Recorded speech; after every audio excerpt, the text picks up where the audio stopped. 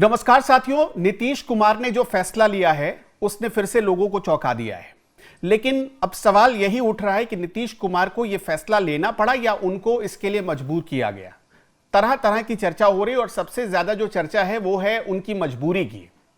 उनकी दो तीन तरह की मजबूरियां हैं जिस पर लोग खास तौर पर फोकस कर रहे हैं और मैं आपको एक एक करके सबसे पहले वो बता देता हूं। लेकिन उससे पहले हमारे मेहमान जुड़ रहे हैं। प्रियदर्शी रंजन जी बिहार के वरिष्ठ पत्रकार हैं और बिहार के राजनीतिक मामलों में बहुत गहरी समझ रखते हैं। बहुत बहुत स्वागत है प्रियदर्शी जी हमारे इस चैनल पर।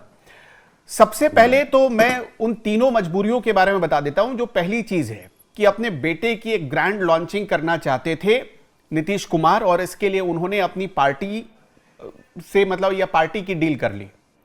दूसरी बड़ी बात यह कि नीतीश कुमार की कोई बहुत तगड़ी फाइल हो सकता है दिल्ली के हाथों में हो, इसलिए दिल्ली ने उनको मजबूर कर दिया। और तीसरी बात यह कि नीतीश कुमार अपने मन से यानी स्वेच्छा से यह फैसला कर रहे हो कि अब उनको स्टेप बैक हो जाना चाहिए, उनको अपने कदम पीछे खींच लेने चाहिए और सत्ता छोड़ देनी चाहिए, क्योंकि उनकी उम्र भी हो गई और 1 मार्च को ही अगर मैं गलत नहीं हूं तो वो 75 वर्ष के हो गए हैं। तो प्रियदर्शी जी, हम चर्चा की शुरुआत यहीं से करते हैं। आपको ये अचानक हुआ फैसला लगता है कि एक प्री प्लानिंग इसके पीछे आपको दिख रही है? नहीं, इसकी स्क्रिप्ट बहुत पहले लिखी जा चुकी थी, बहुत पहले इसकी प्लानिंग की जा चुकी थी। एग्जीक्यूट कब किया जाएगा इसके टाइमिंग को लेकर के सवाल था।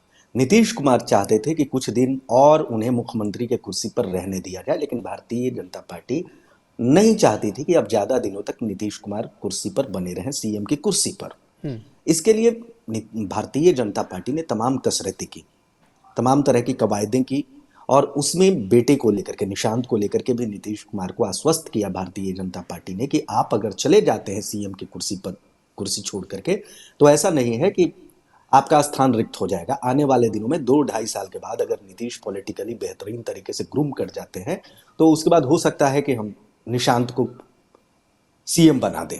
नीतीश कुमार यहां पर मानने को तैयार हो गए हैं। और दूसरी बात जो आप कह रहे थे कि दिल्ली के हाथों में कोई फाइल दबी हुई है क्या, देखिए, अगर फाइल दबी हुई है नीतीश कुमार की तो उसके जद में भारतीय जनता पार्टी के नेता भी आएंगे, उनके भी मंत्री आएंगे, क्योंकि ज्यादा दिनों तक भारतीय जनता पार्टी के साथ ही नीतीश कुमार ने सरकार चलाई है। वो तो अपवादिक दशा में कभी आरजेडी के साथ नीतीश कुमार ने सरकार चलाई है। तो कोई फाइल खुलेगी तो उसके जद में भारतीय जनता पार्टी के नेतागण भी आएंगे, मंत्रीगण भी आएंगे। तो वो फाइल वाली बात मुझे लगता है कि बहुत बड़ी नहीं हो पाएगी।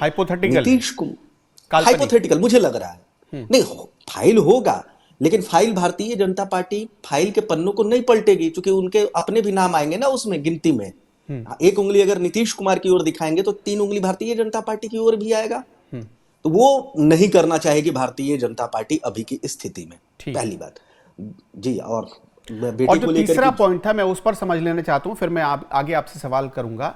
इसमें आपको कितना % चांस ये लग रहा है कि नीतीश कुमार ने अपनी इच्छा से ये सब कुछ किया है?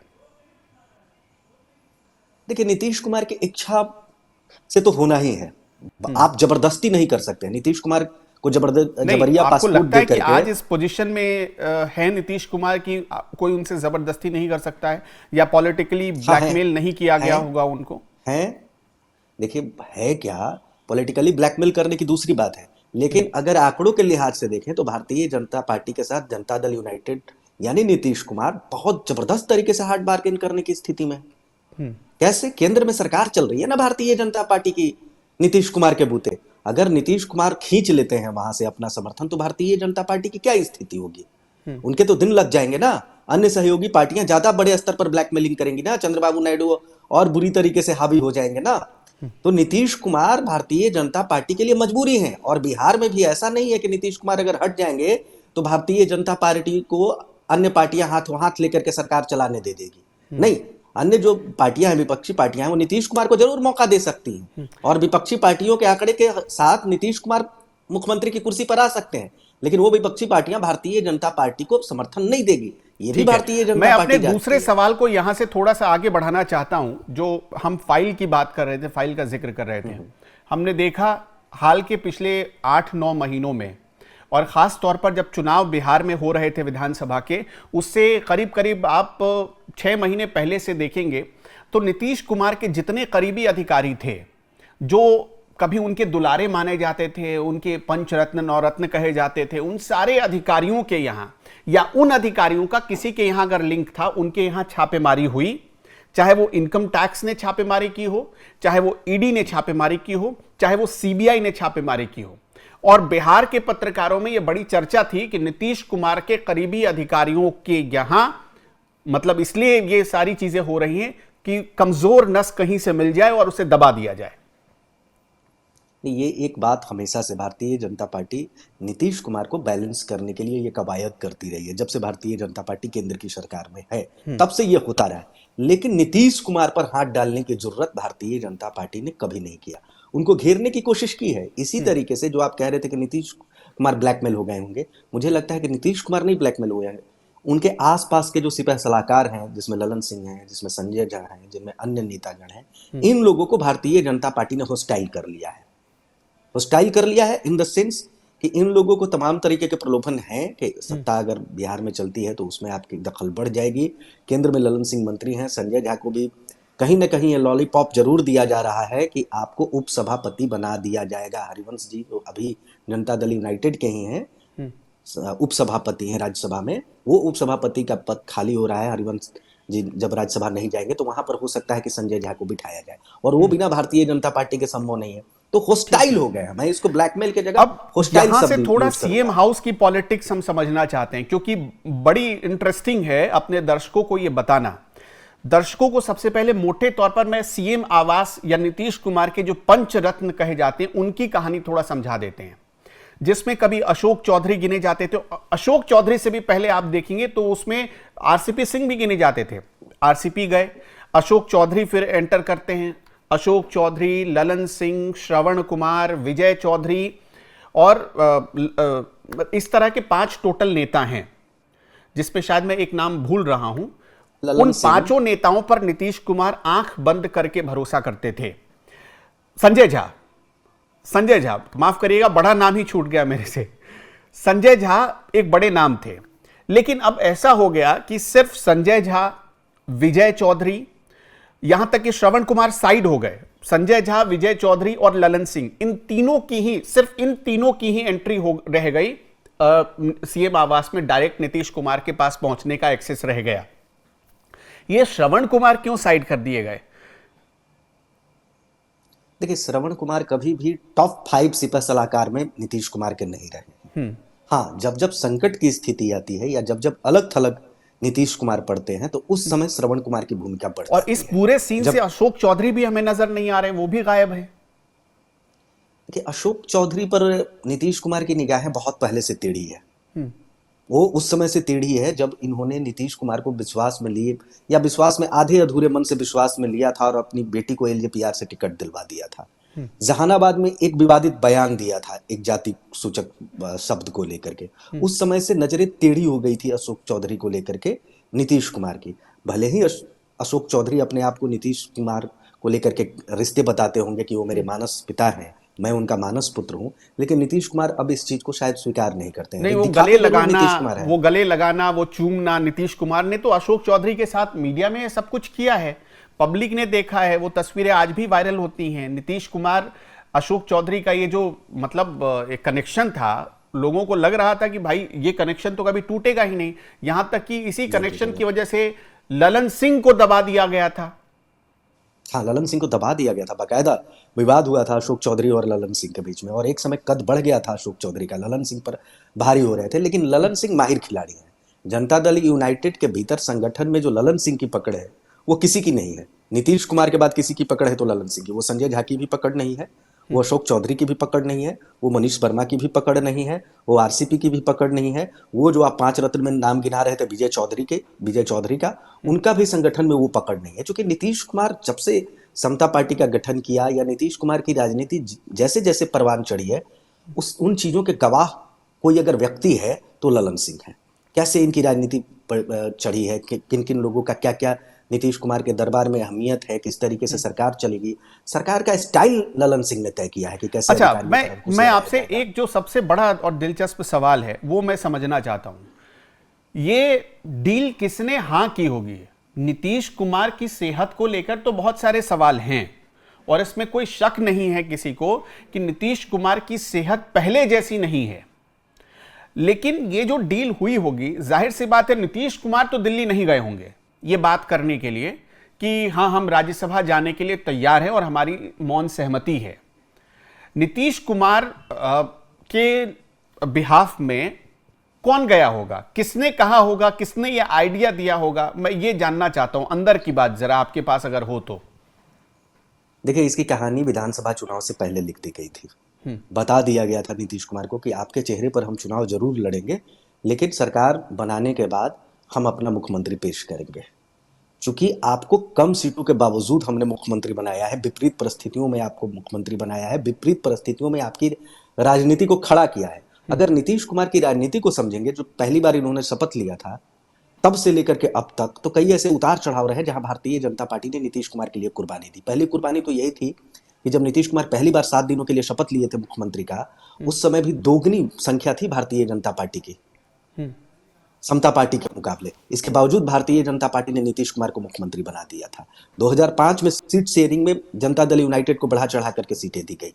बाद में 2010 में माना कि जनता दल यूनाइटेड को बेतहाशा सीटें आई, लेकिन भारतीय जनता पार्टी ने भी कमजोर प्रदर्शन नहीं किया था। इसके बावजूद पूरे हनक के साथ सरकार चलाने को दे दिया गया नीतीश कुमार को। बाद में भी देखिए 40-42 सीटों पर सिमटने के बाद भी मुख्यमंत्री किसको बनाया गया? नीतीश कुमार को ही। तो नीतीश कुमार को ही। अब भारतीय जनता पार्टी कह रही है कि मुझे भी लौटाइए, मुझे भी कुछ वसूल करना है, जैसे महाराष्ट्र में किया। शिवसेना को देते रही ना भारतीय जनता पार्टी, अपने कद पर अपने दम पर शिवसेना को आगे बढ़ाया। लेकिन जब शिवसेना ज्यादा हावी हो गई या लगा कि अब समय टाइम ओवर हो गया है, अपन का टाइम आ गया है, तो महाराष्ट्र में हटा दिया ना उद्धव ठाकरे। नहीं, लेकिन इतना सॉफ्टली सत्ता का हस्तांतरण होगा ये तो लोग कल्पना नहीं कर सकते थे ना। लोगों को सबसे ज्यादा हैरत इसी बात की थी कि क्या इतनी आसानी से बीजेपी मनवा लेगी नीतीश कुमार को, एक समाजवादी लीडर जो इतना लड़कर आया, उसने इतनी बड़ी विरासत खड़ी की अकेले अपने चेहरे के दम पर। लोग कहते रहे कि नीतीश कुमार परजीवी सियासत करते हैं, लेकिन वो तो अकेले अपने चेहरे पर लेकर आए पार्टी को यहां तक। देखिए, एक दिलचस्प बात मैं कहना चाहूंगा, अमेरिका और इजराइल को सीखना चाहिए भारतीय जनता पार्टी से कि रजीम चेंज कैसे होता है। ईरान में नहीं कर पा रही है ना स्मूथली, अमेरिका और इजराइल नहीं कर पा रहे। भारतीय जनता पार्टी ने बिहार में बहुत आसानी से शांतिपूर्वक सत्ता परिवर्तन कर दिया, या करने जा रही है। जब तक नहीं हो जाता है तब तक अगर मगर बना रहेगा, लेकिन सीखना चाहिए। नहीं, अब तो हो गया, राज्यसभा का नॉमिनेशन हो गया, तो अब तो कोई शक ही नहीं। नॉमिनेशन। थोड़ा निशांत कुमार के भविष्य को लेकर बात कर लेते हैं। निशांत कुमार का भविष्य क्या आप देखते हैं? एक मैच्योर पॉलिटिशियन वो बन सकते हैं क्या? उनमें चिराग पासवान वाला स्पार्क दिखेगा फ्यूचर में? आपको लगता है कि वो मतलब कामयाब हो पाएंगे, या उनका हाल तेज प्रताप जैसा हो जाएगा? देखिए, दोनों से अलग है। चिराग से भी अलग है निशांत, और तेज प्रताप से भी अलग है निशांत। ये अपनी शैली के नेता बनेंगे। ये बहुत धीर वीर गंभीर वाले हैं, वीरता इनको प्रदर्शन में इनका विश्वास नहीं है। खोए खोए से रहने वाले अपने आप में। और निशांत मुख्यमंत्री बनेंगे तो यकीन मानिए आसपास के सिपह सलाहकार लोग सत्ता चलाएंगे। निशांत पूरी तरीके से सत्ता नहीं चलाएंगे। निशांत रबर स्टाम्प रहेंगे कुछ दिनों तक। आगे आने वाले दिनों में क्या होगा, अगर निशांत मैच्योर हो जाते हैं तब तो अलग बात है। लेकिन अगर उप मुख्यमंत्री भी निशांत रहेंगे तो उनके पीछे 4-5 लोग लगाए हुए रहेंगे जो उनके बिहाफ पर फैसला लेंगे। और बहुत मीडिया फ्रेंडली भी नहीं रहने वाले हैं। निशांत आकर के आपको प्रेस कॉन्फ्रेंस करेंगे, मीडिया में बातें करेंगे नहीं करेंगे। इनको ट्रेनिंग देने की कोशिश हुई, बाकायदा 3-4 सालों से ये कोशिश हो रही है कि निशांत को मीडिया फ्रेंडली बनाया जाए। लेकिन हम सब ने देखा है, कई बार आपने भी कवर किया है अनुपम भाई, ये क्या करते हैं, 2 शब्द आते हैं, पारिवारिक बातों पर बोल करके चले जाते हैं। कभी राजनीतिक चीजों पर इनकी बड़ी टीका टिप्पणी आपने नहीं देखी होगी। तो मुझे लगता है कि स्क्रिप्ट पढ़ेंगे ये। जिस तरीके से उत्तर प्रदेश के मुख्यमंत्री हुआ करती थी मायावती, और वो पढ़ती थी ना, स्क्रिप्ट पढ़ती थी, भाषण प्रेस कॉन्फ्रेंस में भी आई तो अपना एक पेज लेकर के आई, उस पर लिखा हुआ जवाब सब रहता था, उसको पढ़ करके चली जाती हैं। तो निशांत भी कब, मुझे लगता है कि उसी तरीके से उसी स्टाइल में चलेंगे। अच्छा, कुछ लोग बड़ा दिलचस्प मैसेज, चूंकि मैं ये चर्चा कर रहा था इसी दौरान एक मैसेज भी मुझे मिला, और मैसेज ये है कि चाचा को इतने हल्के में मत लेना। बीजेपी को लगता है कि उसने चाचा को घुमा दिया है, लेकिन बीजेपी को पता नहीं कि चाचा ने बीजेपी को घुमा दिया। अब लोग ऐसा क्यों कह रहे हैं? देखिए, वही है वही जो नीतीश रच रखा। मैंने पहले भी कहा कि केंद्र में भी नीतीश कुमार के बूते सरकार है और बिहार में भी अगर जनता दल यूनाइटेड नहीं चाहेगी तो भारतीय जनता पार्टी अकेले दम पर अन्य विपक्षियों के बूते सरकार चलाने की स्थिति में नहीं है। तो बिना नीतीश कुमार की सहमति के ऐसा हुआ होगा ये सोचना नामुमकिन है। और महत्वपूर्ण बात, जो प्रश्न आपके व्हाट्सएप पर या जहां से भी मैसेज आया है, उसके पीछे कारण ये है कि नीतीश कुमार के जो समर्थक उबल उबल करके सामने आ रहे हैं। आमतौर पर यह देखा जाता था कि नीतीश कुमार के समर्थक कभी एग्रेसिव नहीं होते थे। हाँ, पार्टी सड़कों पर दफ्तर आकर में तोड़फोड़ हो गई, आज तोड़फोड़ हो गई, जिंदाबाद मुर्दाबाद तोड़फोड़, इसमें जनता दल यूनाइटेड के कार्यकर्ताओं को कोई भरोसा नहीं होता था। यह दक्षिण भारत में होता था कि कोई नेता अगर चला जाए, किसी नेता की विदाई हो तो इतने लोग भावुक हो जाते थे। ये मौन क्रांति है नीतीश कुमार के प्रति। ये मौन क्रांति के तौर पर विदाई नीतीश कुमार को देने की कोशिश हो रही है और ये शक्ति प्रदर्शन नीतीश कुमार भी अंदर खाने चाहते हैं कि हो जाए, ताकि भारतीय जनता पार्टी को यह एहसास रहे। मैं एक आखिरी सवाल के साथ ये खत्म करना चाहता हूं चर्चा। क्या नीतीश कुमार, ऐसी संभावना है कि फ्यूचर में फिर से मुख्यमंत्री की कुर्सी पर कभी लौट सकते हैं? क्योंकि उनको पलटी मार भी कहा जाता है, पलटी मार चाचा कहा जाता है। ऐसी 1% भी आपको संभावना आगे दिखती है? और अगर ऐसा होगा तो किन परिस्थितियों में हो सकता है? देखिए, अभी 10 अप्रैल तक तो ये बने हुए रहेंगे अपने पद पर, जब तक ये राज्यसभा नहीं जाते हैं। तब तक तो ये संभावना बनी हुई रहेगी कि नीतीश कुमार कुछ भी कर सकते हैं। नहीं देंगे नीतीश कुमार इस्तीफा, क्या कर लीजिएगा, नहीं जा करके देंगे। अभी तो गंगा में बहुत पानी बहना है ना, और इतने लंबे समय तक नीतीश कुमार क्या करेंगे क्या नहीं करेंगे, उनके समर्थक क्या सोच रहे हैं, क्या परिस्थितियां बन जाएंगी। आरजेडी समर्थन देने को तैयार हो गई है, कांग्रेस समर्थन देने को तैयार हो गई है, अन्य जो छोटे छोटे ब्लॉक्स हैं बिहार में, प्रेशर ग्रुप्स हैं, वो लोग आकर के नीतीश कुमार को समर्थन देने को तैयार हो गए हैं। तो स्थिति किस तरीके की बनेगी उस पर डिपेंड करता है। हो सकता है कि नीतीश कुमार कहें कि नहीं चलिए भैया, हम तो सबके हैं, नीतीश सबके हैं, इधर भी चला ही लेते हैं, राज्यसभा से बढ़िया यही है। तो क्या परिस्थिति बनेगी? हालांकि एक महत्वपूर्ण बात है कि अब नीतीश कुमार ने भी मन बना लिया है कि बेटे को विरासत ट्रांसफर किया जाए। तो ये जो उनके मन में लालच है, ये उनको इधर उधर जाने की इजाजत नहीं दे रहा है। बहुत बहुत शुक्रिया आपका प्रियदर्शी जी, तमाम जानकारियों के जुड़ने के लिए। दर्शकों, आपसे एक ही आग्रह है, इस चर्चा के दौरान कोई भी ऐसी इंफॉर्मेशन, कोई भी ऐसी बात जो आपको पसंद आई हो, हमें कमेंट बॉक्स में जरूर बताइएगा। वीडियो अच्छा लगा तो लाइक जरूर करिएगा। इस वीडियो में इतना ही। नमस्कार।